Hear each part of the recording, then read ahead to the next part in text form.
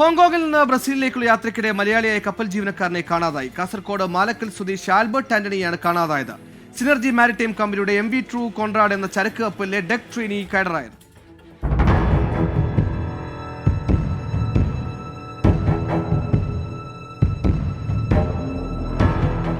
വെള്ളിയാഴ്ച കൊളംബോ തുറമുഖത്ത് നിന്ന് 300 നോട്ടിക്കൽ മൈൽ അകലെ വെച്ചാണ് ആൽബർട്ട് ആന്റണിയെ കാണാതായത്.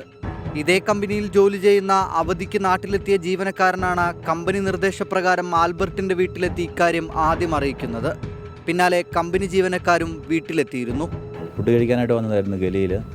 ഫുഡ് കഴിച്ചില്ല, ജസ്റ്റ് വരാമെന്നും ഫുഡ് എടുത്തു വെച്ചിട്ട് റെഡിയാകാത്ത കാരണം പുള്ളി ജസ്റ്റ് പുറത്തേക്ക് പോയതാണ്. അതിനുശേഷം പിന്നെ പുള്ളി അകത്ത് ആളെ കണ്ടിട്ടില്ല, ആരും കണ്ടിട്ടില്ല. അതിനുശേഷം ഷിപ്പിൽ ഫുള്ള് സെർച്ച് ചെയ്തവർ ആളെ കാണാത്ത കാരണം പിന്നെ ഒരു ഡിസ്ട്രസ് മെസ്സേജ് ആക്ടിവേറ്റ് ചെയ്തു. അങ്ങനെ മറ്റ് വെസൽസ് മാനോവറോഡ് ആകുന്ന ഒരു കൺസെപ്റ്റിൽ അവർ സെർച്ച് സ്റ്റാർട്ട് ചെയ്തു അവിടെ ഏരിയ മുഴുവൻ. നിലവിൽ 3 കപ്പലുകൾ ആൽബർട്ട് ആന്റണിയെ കാണാതായ പ്രദേശത്ത് തിരച്ചിൽ നടത്തുന്നുവെന്നാണ് വിവരം. ഏപ്രിൽ 15-നാണ് ആൽബർട്ട് കമ്പനിയിൽ ജോലിക്ക് പ്രവേശിച്ചത്. ഡിസംബറോടെ നാട്ടിലേക്ക് വരാനുള്ള ഒരുക്കത്തിലായിരുന്നു.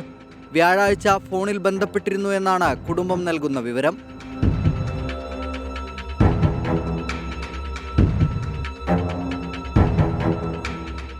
24 കാസർഗോഡ്.